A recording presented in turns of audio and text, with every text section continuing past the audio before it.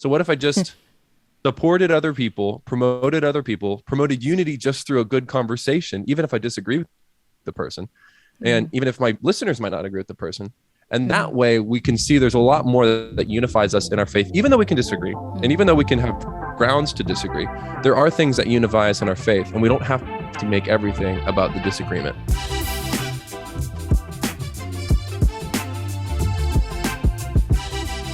Hello, and welcome back to another episode of Hymnpartial, the podcast where we talk all things church music. I'm Cara Devereaux. And I'm Renee Funke. And today we are talking with special guest, host of the Theology of Music podcast, Mr. Joel Arcieri. We will be talking about the state of modern music, how we got here, and if there is hope for the future. You might be surprised where we agree. Stick around to find out. But first, we have a favor to ask.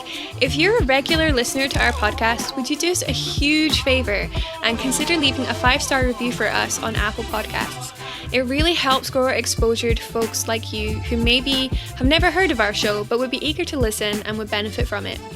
Also consider signing up for our free weekly newsletter or supporting this podcast financially on Ko-fi. Links for the newsletter and our Ko-fi page can be found at hymnpartial.com or a link in the description. So head over to hymnpartial.com and consider supporting this podcast today. So, we have a really fun guest on today. As we said in the intro, his name is Joel Arcieri. We had a really wide and varied discussion, sort of centered around the state of modern music. And I think what I really appreciated about the conversation is just how much Joel owns his opinion. You know, it was very much the sorry, not sorry hashtag, which is refreshing and great. There's lots of things that we agree on, some things that we kind of just dug a little bit deeper on, that I don't know if we had huge disagreements with him, but we definitely enjoyed his take on all things modern music. Yes, Joel is very easy to speak to. He's a great guy. He's really fun to talk to. So we've been wanting to have him on the podcast for a while. We're glad that we finally got to do that. One of the things I really appreciate about his perspective is that he has been a worship pastor, but he has also been, your everyday person in the pews. And so having seen things from both sides, he has kind of quite a well-rounded understanding of how it all works and how it should all be done. Yeah, definitely. And it's really great to get a perspective from someone who is not in our current context here in Scotland. So I think you'll really enjoy it. Without further ado, here's the interview. Our next guest is the host of the Theology of Music podcast, Mr. Joel Arcieri. Welcome to the show. Thank you, ladies, for having me. It's an honor to be here. Podcasts. I totally am sorry that you guys are, as you said, you're under weather. I'll be praying that you feel better, but I like the idea of it being a little bit more, you don't know what you're going to get. It's more fun that way. You know how it is with guests. Sometimes when they go a little off the cuff, you're like, oh, ooh, all right, here we go. So I'm totally down for this. Thanks for having me on. Yes, you were very kind. You invited us onto your podcast a few months back. I don't know why we're nobody, but you had us on and that was great fun. So we definitely had to have you on our podcast. But for our listeners who don't really know what's going on, why don't you tell us a little bit about your podcast and how you got started, how it's going, what it's all about? Yeah. So, you guys are actually a great time and you are not nobody. You can't say you're nobody when you have Matt Boswell and Keith Getty on the. Stop it.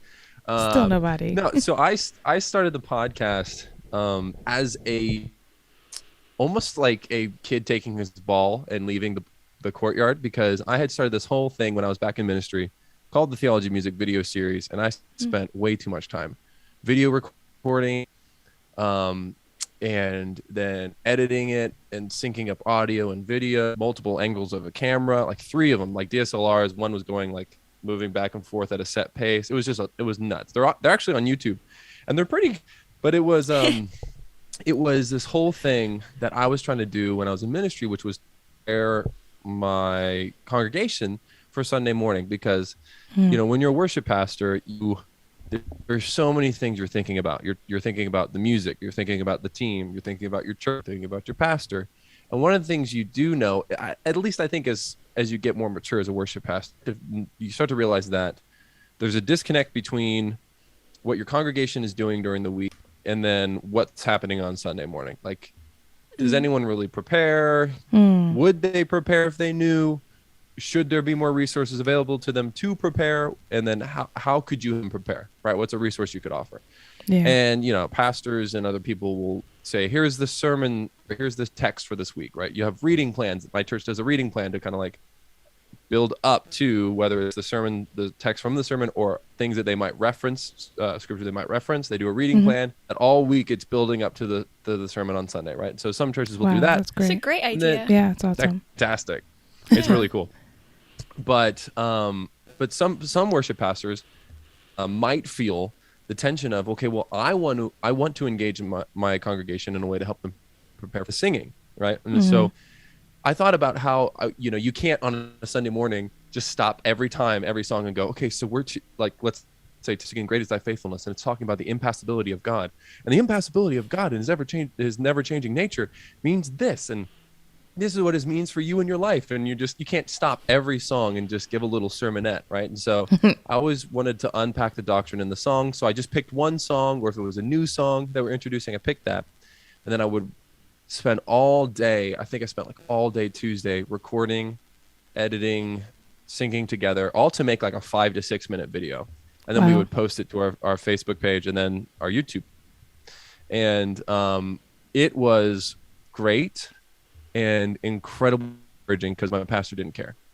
So like I did all that work and he could not care less. There was no less cares he could give. And stop. It was part of the machine I was a part of at that church. Yeah. And so when I was leaving that church to go try to revitalize the church up in the north, and was like, well, one, they're not going to keep going. They're not going to keep doing it because I was the only one doing this. No, there's no structure of anyone trying to keep this going. But if they wanted to, I don't want them to have it. So like, I'm taking my ball and I'm going home. And so I decided, okay, what would be a way easier way to do without having to video and edit and just to be a little bit more natural. So I decided, well, what if I did this thing, but in a podcast? So at the start of literally COVID-19, the 2 weeks to stop the curve in the state in like March, and we still had to go to work at church. Yeah. We were still going into the office at times. And so I just used that extra time. I started to record a bunch of episodes, and I just recorded starting basically March and April. I recorded episodes with some people and some friends and I just started talking about songs and breaking down the good and bad theology in the songs we would sing. Yeah. And of course I first talked about The Blessing because that was a huge song then, and Waymaker was still huge then. And so it was really easy to get people to want to listen because, everyone wants to talk about how bad those songs are. So it was I'm not trying to, this isn't a flex. I genuinely don't know what songs you're talking about. So you've never heard the Lord bless you and keep you. Like loads of virtual choirs were doing it over Zoom and cutting it together during lockdown. Yeah. Wow. Waymaker's okay. It's not terrible. No, it's not. It's just my issue with that song was I was like, the funny thing to me, and this is a hot take, was cultural appropriation. It was from African American lady in like Madagascar or something, somewhere in like in that area, named Sinash, and then leaked it and made it popular. And I was like, how dare you culturally appropriate that song and take it. So, but the song talks about he's healing every heart. Like you are here healing every heart. And I just thought about, that doesn't happen every Sunday. Don't sing that and make people expect that to happen every Sunday. So that was my whole thing. So anyway, I was a deconstructing guy. Okay. I was the negative voice. And that started. And so I just, all through COVID, started doing that. Had different on, but it was more like I would look at a specific song with the guest. Like, when I had Bob Coughlin, I went up to Delaware. We talked about his song, Jesus Thank You, which I love that song. Actually, it's a great Yeah. song.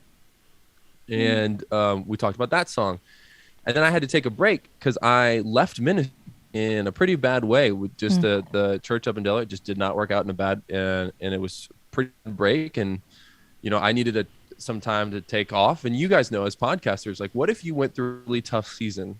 Do you think it would be really good to keep podcasting? And like, unless you're being completely honest, you're gonna be you have to put some type of facade, but that wouldn't really feel genuine. So I took a break. I was unemployed for a while, and we moved down here. So I'm in South Carolina. Moved down here on just trusting in the Lord. My wife had family down here. We moved in with them. Got a job. Now I'm in tech. And how it's going now, like, it's so much better because it's just shifted. When I started, it was I'm taking my ball and I'm going home. I'm gonna break down songs, good and bad theology, but mainly just focus on the bad, right?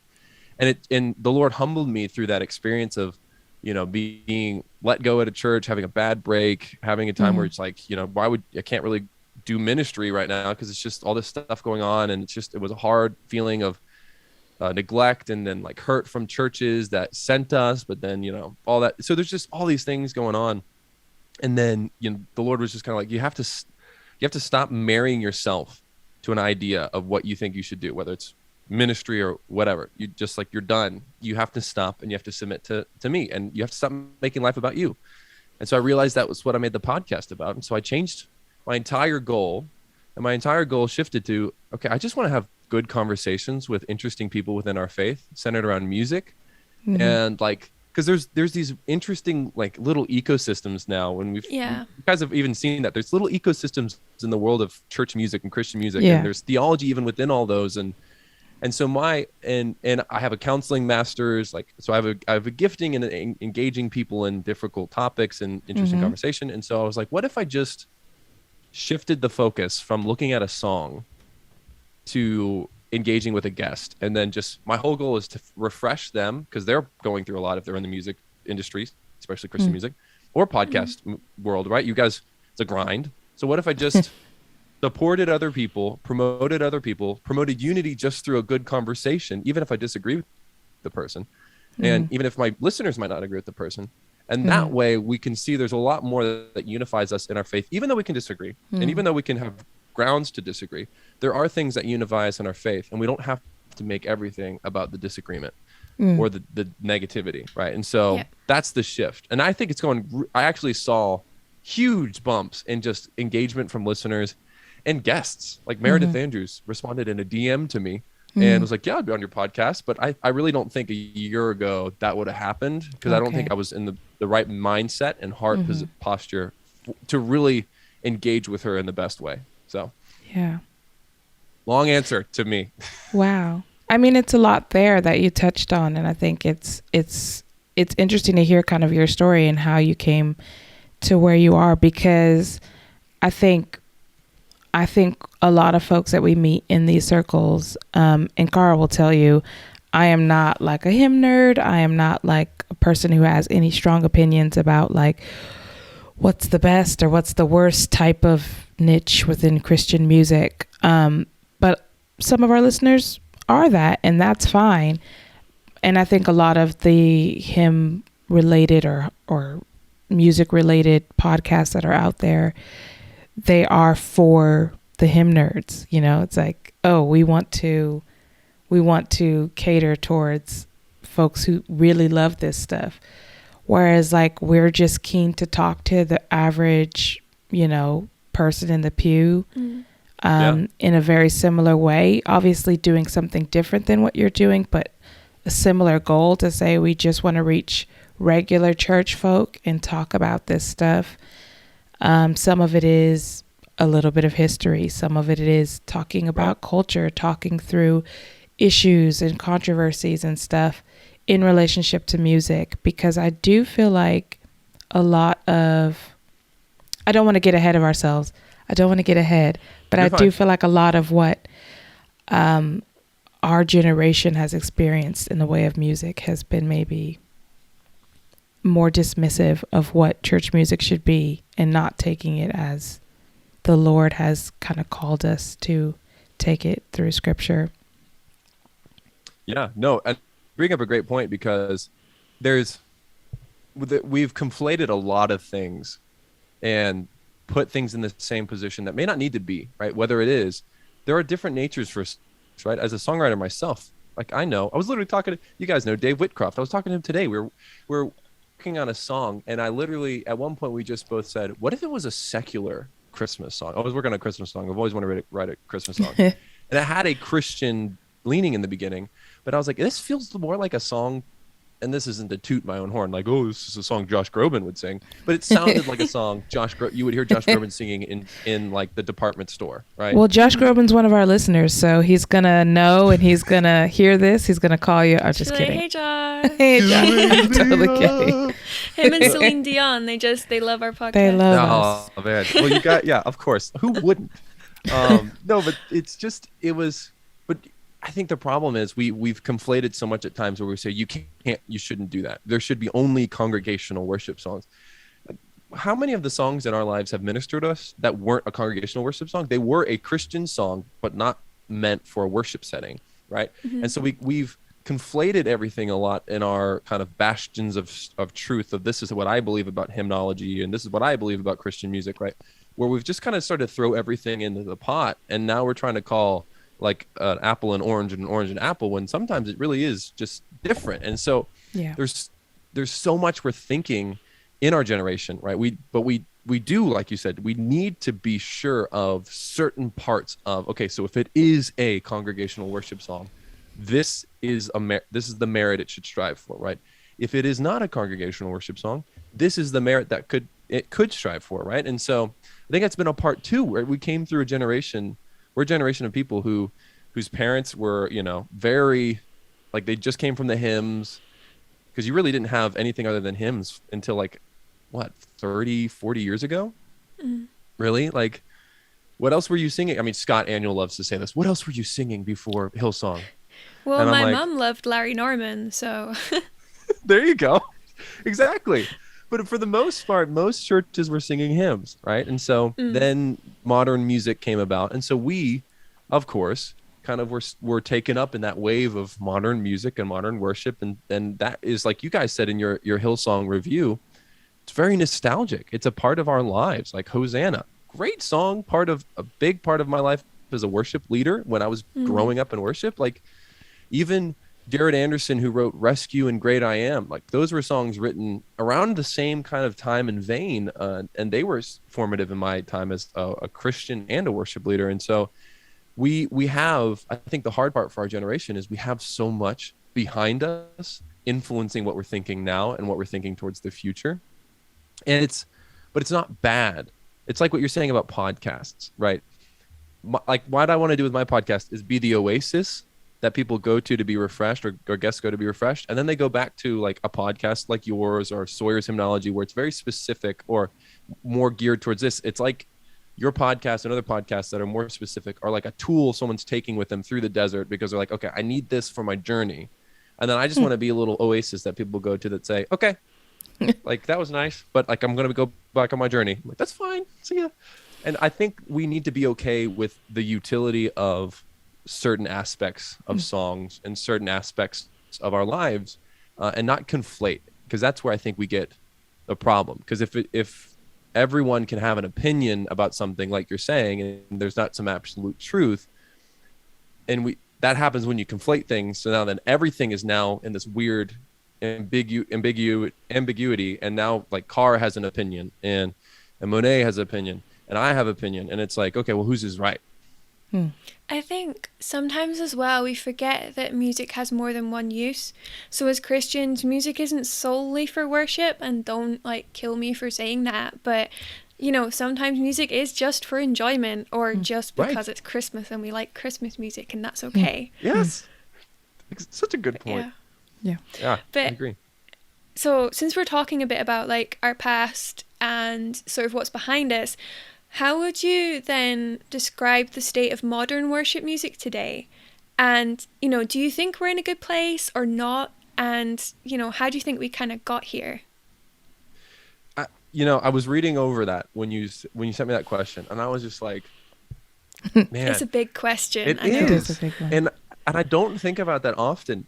Being out of worship music, it's really interesting. Being out of ministry, occupational ministry, you realize how much less you think about things, or how more you thought about things because you were just in that world, right?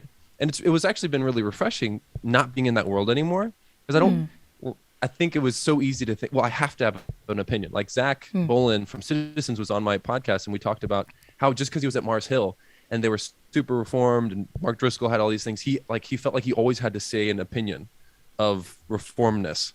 And then he realized, oh, that's like, it was just the environment. And so when you sent me that question, I'm like, dang it, I really have not thought about this. Like, my muscles of thinking about worship music have not been worked in a long time. So no, I think the question is a really good question. Like, where are we? What's the state of it? I think we are in a good spot, but I also think, I think to think that we can ever arrive at a spot that's going to ultimately be perfect and fixed is just a little short-sighted, just because the gap between, so let's say Matt Boswell, Keith Getty right over here, and then over here is the Hillsong Elevation, right? The gap's just going to keep getting wider, right? Because as we continue to progress as society and our means of reaching people through social media and stuff, like, more people are going to be reached by that side and more people are going to be reached by this side, right? We're going to have more conferences for these people and more conferences for these people that are going to bolster and foster more of a, you're right, this is good, right? And so I think we're in a good spot because we have a lot of people writing music still, right? Which is, as Bob Kauflin says, we'll never run out of things to sing about Jesus and the Lord. And he's right. And so I would rather have tons and tons and tons of songs and tons and tons and tons of bands and have this really oversaturation in the world of music, because there will always be people that I think, like you ladies, who will then come up and say, okay, and here's stuff about this part of this genre. Like, and it will be okay for those people to then go to you and say, okay, so I'm in this world of hymns and Matt Bos, like all those kind of, what is the term for that side? I don't know, because I know charismatic Pentecostal. It's like a vibe, isn't it? I don't know what it is, but there's a particular vibe. What do we use to describe the Gettys and the Matts and like Sovereign Grace? I think the good and the bad go in the same category. It's contemporary Christian worship music. I think the good and the bad, they fit in the same bowl. They just only because of the era that we're living in, not because of their theology. You could maybe bowl is the wrong term. They're in the same table, but then you got like sectioned off over here is like the theologically sound stuff, and over here is like just the jump up and have a good time. But then and the hard part though is some stuff, as you guys even said in your Hillsong review, I listened to it. I listened to both. We listened to yours as well. We did. Oh gosh, I ended that so depressed. Oh no! Someone was like, someone said, I really wanted you to keep going. I was like, dude, I literally couldn't. I ended that. You heard it. I ended the podcast like, just shut your mouth, do your research, and then shut your mouth and stop acting like your voice matters. And then I just was like, all right, see ya. Oh no! But when I listened to yours, you guys talked about like Hosanna as a song. It's a really like, I would say it's a pretty theologically sound song. So that's the hard part about even statements like, well, this theologically sound, that's theologically sound. The problem is there are some songs, like I always point to it. Bob Kauflin says Man of Sorrows by Hillsong is the best song ever written on the cross. And he said that like 3 years ago. And it is like, it's better than the Wondrous Cross, that hymn. It's better than Chris Tallman's version of the Wondrous Cross. I think some people might fight you in the street over that statement, so you better be careful. Well, I would potentially fight you because I love When I Survey the Wondrous Cross. Yes, but not Cornerstone, what's it called? Man of Sorrows by Hillsong, their version, is actually like a really good song as well. Right, because it's the only one that talks about, so when I Survey the Wondrous Cross, it doesn't really talk about what happened through Christ's death on that cross, where like what was the result for us in our faith. And that's one of the reasons why Bob Kauflin says it's good, because you have that bridge that says, now my debt is paid in full by the precious blood that my Jesus spilled. Now the curse of sin has no hold on me. Whom the Son set free is free indeed. And when I survey the wondrous cross, it's just like, hey, when I survey the wondrous cross where the Prince of Glory died. It's gain, only that sweet if you sing it that sweetly. Like, when I survey the wondrous cross. Nice. What does it do for me? I don't know. Just I'm looking at it. I'm looking at the cross. So anyway, so you guys can fight me. It's okay. I don't know I'll if receive we the would punches. fight you in the street, but someone might Your listeners. fight you in the street over that We statement. won't I mean, forward not me. any DMs, okay? Yes. If anybody DMs us about it, we won't hurt your feelings by I would forwarding love it. to hear what your guests think after this. Like, Just go straight to him. Don't bother us about it. He started out so nice, and then he had to go after when I survey the wondrous cross. But No, I do want to pick up on what you're talking about in terms of like this big table. Let's call it a table of contemporary music. Like, what do we call it? How do we I like that. categorize it? Of course we can categorize it. Of course we could separate it out based on what movements they come from and what the purpose of those songs are for. Are they for worship? Are they for entertainment? Are they for, praise at home, praise, in the pulpit, praise at the youth group, whatever. Everything has its purpose. I mean, like Daniel, that's my husband. Daniel and I, but also Cara and I have admitted to on this podcast liking Christian hip hop, and it is one of those things where you're like, well, what place does that have in the church? Well, the answer is probably none, but the church can listen to that and enjoy it. I think our generation has been maybe captured in a sentimental way by how good the music was in the last 2 decades, and we're just starting to now think about, wait, what were we actually talking about here? Like, what are we raising our hands for? Who are we raising our hands to? And like some of the stuff we brought up in the Hillsong episode, are we being manipulated? Like, is this a movie score? Or are we actually responding to the truth of the text in which we just read, or what we're about to read, or et cetera, et cetera? Those things we're just starting to evaluate. And I think that's why you are starting to see so many different outlets, whether it's podcasts or blogs or, whatever it might be, coming out of, namely our generation, people saying, wait a minute, hold the phone. What are we talking about here? So I do think that it is an interesting place we're in to answer the question we asked you for myself. I think we are in a good place, but we're still we're in a good place, like maybe objectively, even though it might feel a little murky and a little bit tough to have these discussions. Life is so much like a pendulum, right? Like, the people. So when I was in ministry, one of my most frustrating demographics were the people that came from the Great Awakenings, the Billy Graham Crusades, all like the great, like those people that were like, just come to the front. Who wants to accept Jesus? I do. I'm not going to change anything about my life, but I do. Right. And then those people were so frustrating because I think John Piper once said, he's actually from Greenville, where I live. He was like, I can't do ministry in the South. So he went up north. He was like, at least those people know they're lost. The people in the South think they're saved, but they're actually lost. And so he left the South because he was like, I can't do this. And I totally get it. Those people were so frustrating because they're like, I'm a Christian because I was a part of the Billy Graham Crusades and I came to faith. I'm like, that doesn't matter.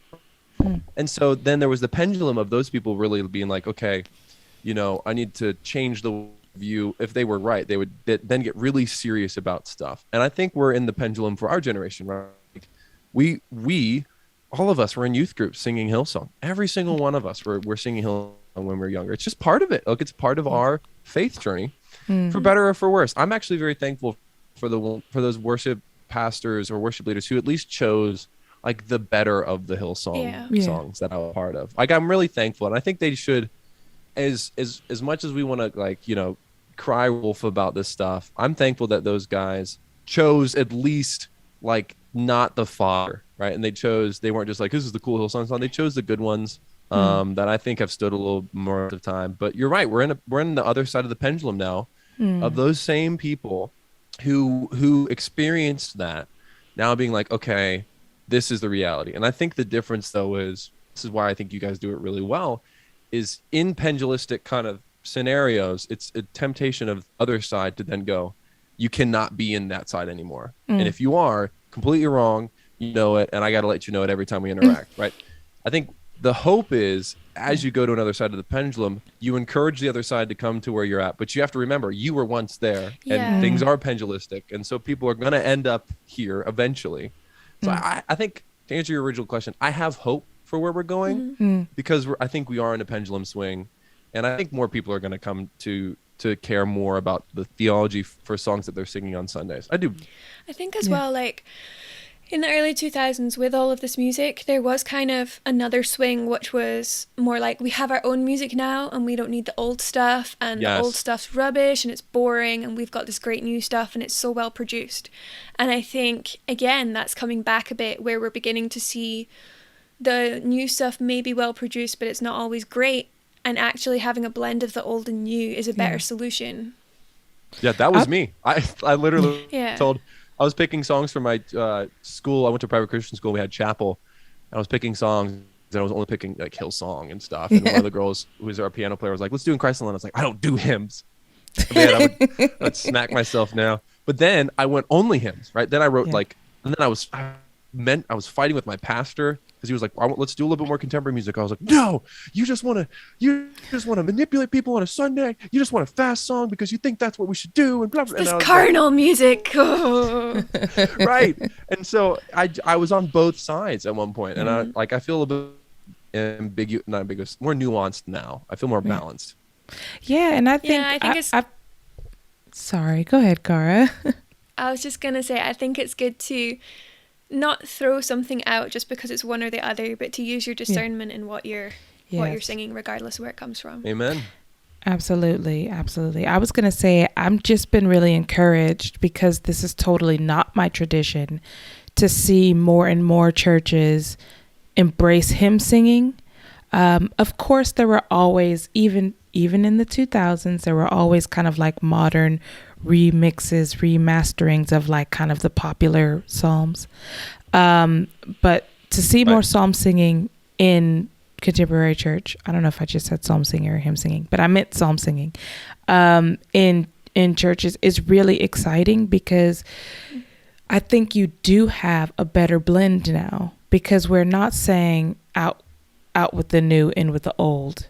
We're saying, hang on, we probably overreacted a bit with, and maybe we're hypnotized by how wonderful the music was in the 2000s and the 2010s. But we're forgetting a rich tradition of singing the good old hymns, quote unquote, and also the Bible. So singing the Psalms is kind of cool. And that's why, we had Matthew David Montgomery on, who has his Psalms for Singing album, and it's really good. It's tunes that it's really easy to sing. And I've just seen a lot more, and even some of our listeners have told us, which has been completely like, we've been blown away by it, but some of our listeners have said, oh, we sang a psalm this Sunday because we've been challenged to incorporate psalm singing.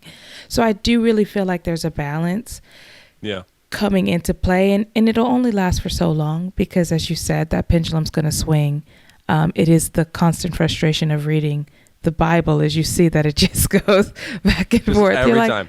Yeah, you're like, those Israelites, how could they be so stupid? And then you look in a mirror and you're like, oh, that's how. For Peter. Literally just the life of Peter. Yeah, exactly. Exactly. So I do think we're in a good place. But I guess we kind of touched on the next question a little bit already. What would you say, what would you identify, if you can, were some of the mistakes that we made kind of in how we approached music in the 2010s and the 2000s, the aughts and the tens, however you want to say it. And do you think we're improving? That's good. I'm saving my hot take for the bonus, because I have a hot take. So if you guys want to listen to the hot, you need to be a subscriber. Oh, that's right. Great plug. And if you haven't subscribed and you're listening to this, you missed it and you gotta wait. I know. I'm gonna save my. So I think one problem we've experienced, the mistake is where we, and I was a part of this, where we viewed each other in as churches um, by the by how we executed Sunday morning, and it's a hint to my hot take later. How we executed Sunday morning in the philosophy, and we constantly looked at the other churches, like, well, that's the big church. So back down up in Virginia, there was a church that was it was basically like a Hillsong, right? Super production-y, millions of dollars into the production quality, right? And Fog Machine. The blend. Yes, yeah. We were the blend church. Actually, when you're watching the Hillsong documentary, Wave Church, I went there. I saw Hillsong at Wave Church. They came. Okay. They did a concert there. Anyway, and I went to it. But it was like a Wave Church, since you watched the documentary, Car. So it was like a Wave Church, big, very production-y. And then we were kind of like the blend. And then there were other churches that were more like traditional, right? And I had friends and pastors from all those churches. But what was so frustrating, and I think we still do this, but definitely was, as churches were starting to move up and move out and increase influence and stuff, we would like talk out of both sides of our mouth to each other. Oh yeah, we're united and we're brothers. But we always would look down at each other because of preferential differences and philosophical differences. And we bred that into our churches. And so we made our churches silos and places where people would throw stones at another person. Like, well, you can't obviously be a Christian that's mature if you go to that church because the music is like this. And either way, right? Like, so if it's an old stuffy church, you'd be like, well, you can't be a mature Christian because you think fundamental equals fidelity. You think traditional equals fidelity. You think just because you do, like you said, the good old hymns, you're therefore the mature Christian, anyone who does other, right? And we let that influence the way we interacted with each other as ministers of music. And I think that was an approach to worship that we shouldn't have done. It should have been, like you guys have been saying, we vote from the word, right? And then just remember, we're still brothers and sisters in Christ, and we can have fellowship. And so we created worship teams that were established on difference, not unity in Christ, right? Like, we don't do that music here. And and when people would say, hey, can we do these songs? Like, we don't do that music here. And that it was more of how we're different from each other than how we're alike. And I think we're getting better now because COVID really punched us in the face as far as, like, at the end of the day, those opinions, while they have merit, don't matter in the grand scheme of our lives in our relationship with Christ. Like, when we stopped being able to fellowship with each other on a Sunday morning, we realized how much time we spent focusing on the negative or the differences, right? And back together, how many times did people, when they got back together, when you were worshiping together, were you like, okay, but let's just make sure we're not doing that song, right? You were like, I'm just so happy we get to sing together. This is great. The first, right? Like, it just, you go, Kara. I was just going to say, the first time we were back in church, to be fair, we weren't actually legally allowed to be in church. But anyway, we were back and we sang, I think it was Christ, Our Hope in Life and Death. I was, honest to goodness, nearly in tears. Right. Because at the end of the day, you were forced to come to grips with the reality. At the end of the day, it's Christ is your only hope in life and in death. And it's not that you don't sing these songs, or you do sing these songs, or you sing only psalters and hymns, right? Your hope was Christ. And that was it. And I love that the Lord blessed and benefited through this pandemic, because it forced people to kind of reevaluate and reorient their whole view. And I think we've come out stronger as a result in a lot of the mature churches. I think the mature churches who utilized the pandemic as an opportunity to be humbled and reoriented towards like you're saying, who Christ is as our only hope in life and death, have really come out strong on the other end. But I think there are some churches who doubled down and as a result have gone the opposite. And so we've got the wide gap. But I think that was one of the biggest mistakes was we made the wrong thing. We made the right thing, the wrong thing in our lives and in our ministries and encouraged people to think that way. And then I'm thankful the Lord was smacked us in the face with the pandemic. This book keeps coming up, and I'm going to kick myself for not knowing the exact title or the author, but it's a book and you probably know it. It's called like Finding the Right Hills to Die On. It's by somebody who's smart. But he is, he's basically outlining like... Oh, Gavin Ortland. Is it Gavin Ortland? Okay. Finding the Right Hills to Die On, the case for fringe, theological fringe. Yeah, and what you said there made me think of this book for multiple reasons. Because in general, the church, we need to find the right hills to die on. And there's things, and my husband always says when we're recommending this book to someone, like, look, there's things in there we would totally disagree with him on.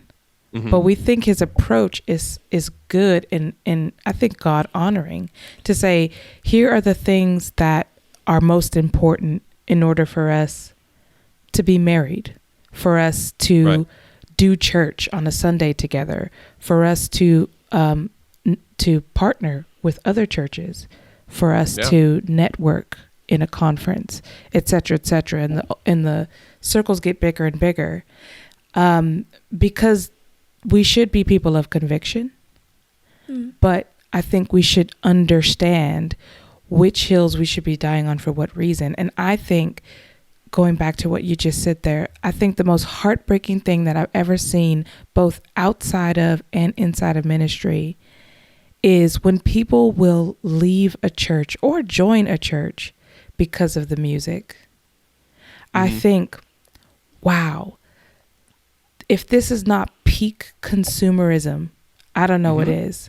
Because at the end of the day, if you are part of a sound church, you know, in that the minister is striving for, imperfectly, but striving to teach and to pastor his church in the way that the Lord has laid out for him, but you just don't like the music, shouldn't that be something you should wrestle with your local church and be humbled by whatever flavor ice cream your church happens to serve on a Sunday morning?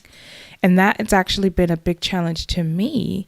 And I think I've said it on this show before, because I did come from a church that did music the way I liked it.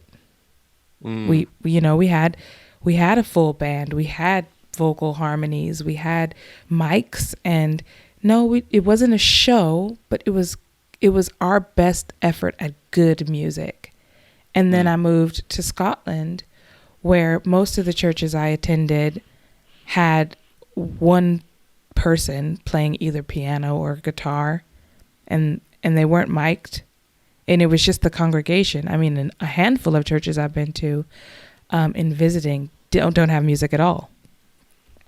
And that was just a challenge. The challenge was, instead of thinking like a musician, that transition wasn't great, or, oh man, that person's vocals aren't the bomb, or whatever. I just had to like sit back and go, oh, it's not about me. It's really not. Yeah. Like, who are we singing to? Who are we praising? And the challenge that's, even though we've had, Cara and I have had different journeys, and we've kind of landed in the same spot where we are now, where we could host a podcast together. I didn't have that history with hymns. So it was just a total culture shock to come and be in that situation. It was just total culture shock.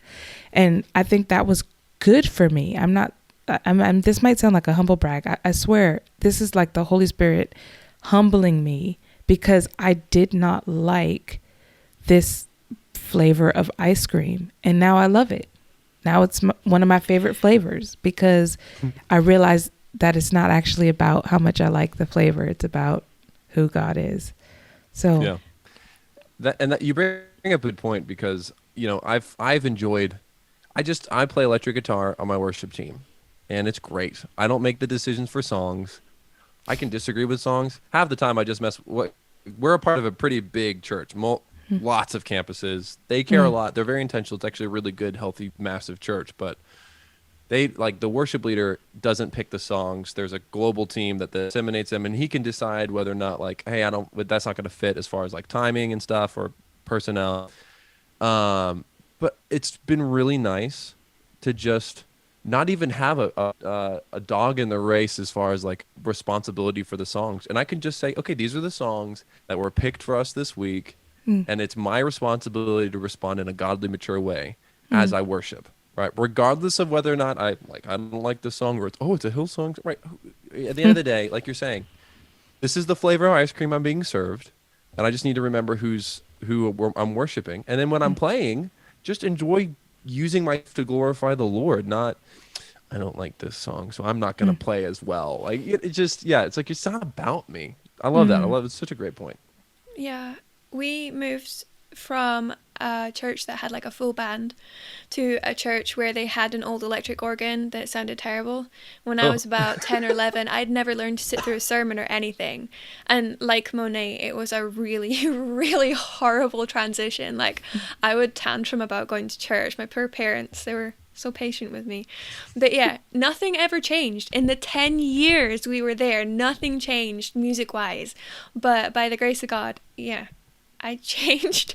The And I grace got of to the God. point where I was just like, the music that I love musically, I'll just listen to it in my own time. Like, the things I prefer, I can have a playlist, I can listen to those while I'm at school or while I'm Mm. doing my thing. right. And on Sunday, we come and we worship God, and we don't focus on that weird key change that we do between the Yeah. verses. Yeah. Um, it's a Southern phrase that my wife learned when she was younger, but it's you get what you get, and you don't pitch. And Yes, it's a good one. it's Sorry, true. say that Like again. if What is it?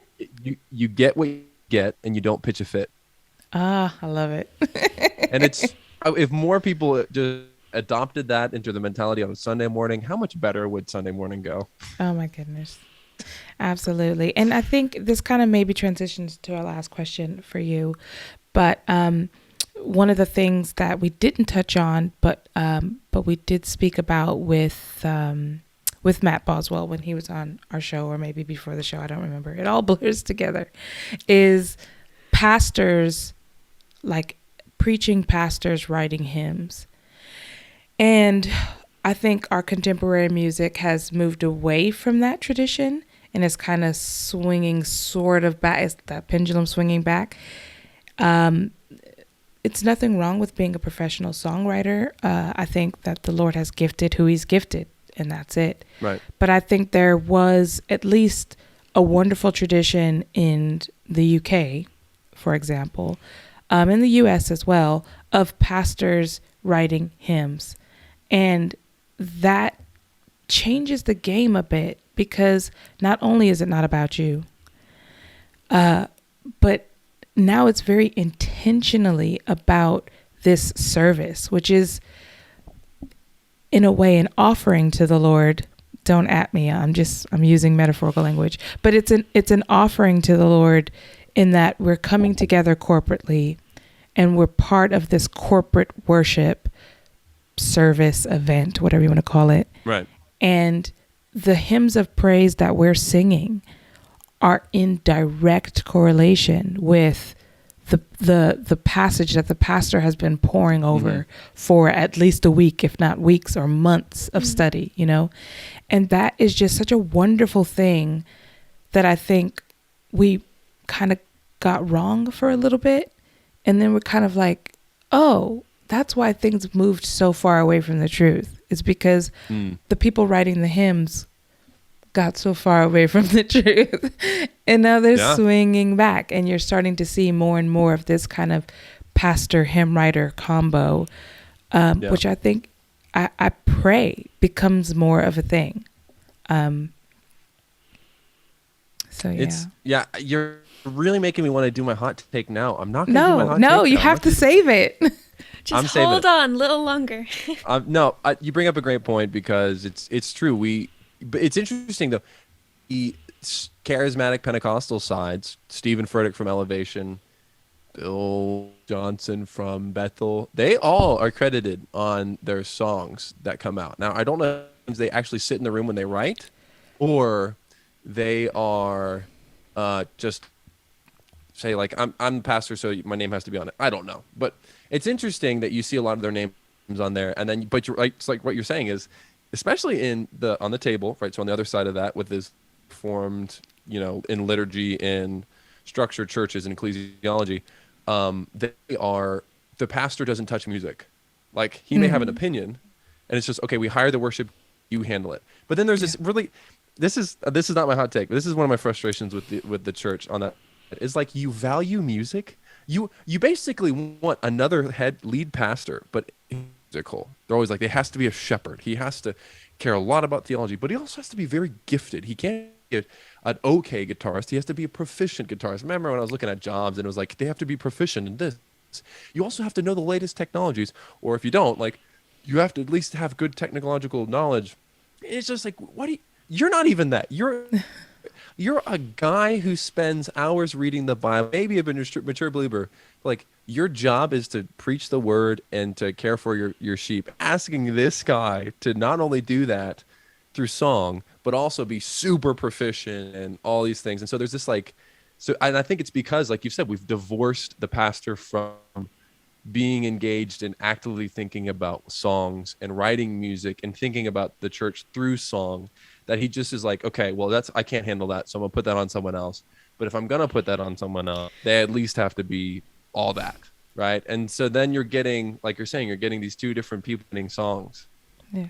Do you think so? In the Hillsong episode, Monet mentioned about beauty. Was that in the episode? Yes, we it were was. talking. Yeah, okay.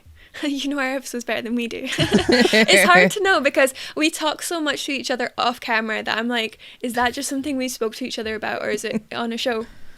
But do you think perhaps, I've found sometimes with Reformed people, there's this hesitancy to touch things like creativity and beautiful things, because there's this kind of perspective that we don't want to get our hands dirty with that because it can be worldly. Beauty's a worldly thing. It's vain, right, and all that sort of thing. So do you think maybe this handing off the music to something else is kind of almost like a relic of that mindset, where it's like, we want this to be done well and we know it should be done well, but I still kind of feel like I have to distance myself from it? That's a question. I don't know. Sorry, that wasn't on our list. I just thought I'd ask. No, it's a great question. I think it's very faceted. I think there's an element of laziness from the pastorate, in the sense of, like, time to think about this, and priorities. I don't have the time, or I don't want to be the guy that's over planning a service from sermon to song, right, the entire time. So it's good to have someone else to do it, right? Delegation. I think, yes, in general, in our Reformed circles of our Reformed liturgical circles, right, we stray away from that because of guilty by association. Like, well, I don't want to, if I'm known as someone who's pursuing the beauty more and the creativity and the artistic side, will I be considered basically Hillsong Elevation? But like it's just, I don't want to get too close to that side because I don't want people to think that. Pendulum as well, people respond in a pendulistic way, right? So that's not good. So I'm going to be all the way over here and go, I'm just avoid it, which so I think it's a lot of facets. I think it's a lot of variables there, but I don't think you're far from the truth. I think you're pretty close in that. I think it is all those elements of we want that because it's valuable in our faith. Like, the Lord has made the earth and everything in it pretty daggone full. Just look at a sunrise over mountains, or look at a sunrise or sunset over the water, and you're like, beautiful. That's pretty great. That makes people want to sing, right? Or just or times of the year. Why do people become more, pleasant around Christmas, right? Like, it's just, there's elements that influence us, that are beautiful, artistic, creative things, and we are created individuals who are also creative. And so I wonder if what you're touching on is a repression of that nature in our lives, and refocusing of it to someone else, or just, we just can't be that way because we are not at group. That's a really good question, Kara. It's great. Sorry. Why are you? I just said it was great. If I had said it was bad, I'm British. I can't help it. I'm sorry. Yeah, you should know. She's British. She's got to say that. Joel, we want to have you on for another 4.5 hours, but we're totally out of time. But before we go, where is the best place for our listeners to find you? Yeah. If you want to follow the podcast, Instagram place, I post most of my content there. Theology of Music is the handle. Buymeacoffee.com/theology of music is a place to support. And if you support, you get access to full episodes. So I do, typically my guest episodes are about an hour or so. And I'll put 30 minutes, a little bit, have half of that behind a paywall. Just like you said, I can't have an hour long. I'm not Joe Rogan. I can't do 4 hours and people don't want to listen to it. So I do 30 Maybe. and then I put, we'll see. That would be nice. But I put some time. behind a paywall, and then I also put the full video, right? So I just do audio that's available, but I do full video, full audio behind the paywall for people. Nice. So buymeacoffee.com/theology music. And then if, I'm a songwriter, and my friend and I have been writing songs for a couple years now, and we're releasing a couple singles this year, but it's The Grace Collective. You have to have the Grace Collective. If you don't, you find some weird... Yeah, you find some weird EDM youth group band from Ohio. Oh, no. It's weird. So The Grace Collective, best song to listen to off that album, off of the entire catalog, is probably Overall. It's basically one to song. But yeah, that's where you can find me. Instagram, Theology Music. You can DM. Look, if you want to DM me and say you hated this episode, that's totally fine. Slide into my DM, smack me in the face. I'll take it. Well, we definitely enjoyed having you on. That is for sure. It was an honor. I was going to say, we'll put all those links below. So if you're like, what did he say? I can't remember it. Then just click on the link in the description. You'll get there. Yes. We'll have you stick around to do our bonus question, which we've been hinting so hard at.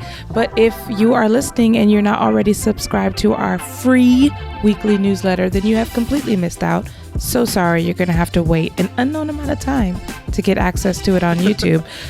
Free newsletter subscribers don't have to wait. They get it right away. So don't make that mistake next week. Sign up today. But until next time, may the Lord bless you and keep you. Bye. Bye. See you guys.